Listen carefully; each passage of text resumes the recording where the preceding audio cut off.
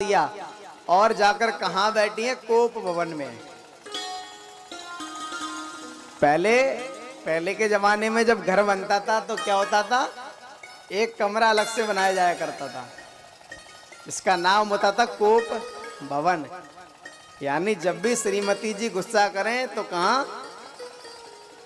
अच्छा, जब उस कमरे में पहुंच जाएं तो समझ लें कि आज तो गुस्से में है पत्नी जी।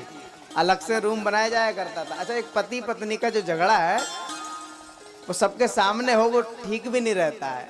जब प्रेम और झगड़ा झगड़ा होना चाहिए, ऐसी बात नहीं है। प्रेम में यदि झगड़ा नहीं होगा तो प्रेम का आनंद प्राप्त नहीं होगा। तो झगड़ा हो लेकिन ज्यादा भी झगड़ा ना हो, प्रेम कम झगड़ा ही ज्यादा हो तो वो भी प्रेम नहीं है। लेकिन इसीलिए पहले तो इसीलिए कोप भवन बनाया जाता था कि यदि झगड़ा हो भी जाए तो पता भी ना चले और आपस में वो सुलझा भी ले, बात कर लें, इसीलिए कोप भवन बनाते थे।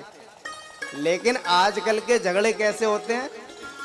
आजकल के तो झगड़े ऐसे होते हैं कि महाराज सूर्यनगर में झगड़ा हुआ और पता चल गई बुद्ध विहार कॉलोनी में कि भैया उसकी पति पत्नी में लट्ठेबाज रहा है। तो ऐसे झगड़े होते हैं आजकल।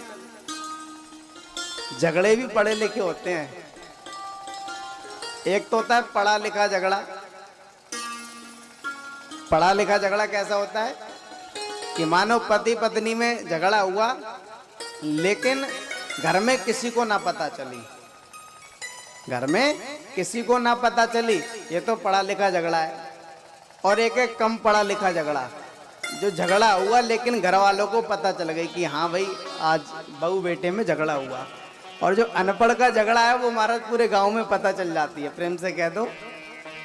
तो ऐसा झगड़ा नहीं होना चाहिए और इसीलिए कोप भवन बनाया जाया करता था।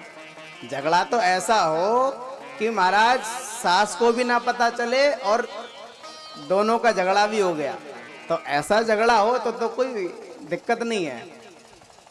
नारद जी ने बस इतना कहा, समझाया तो महाराज कोप भवन में जाके बैठ गई।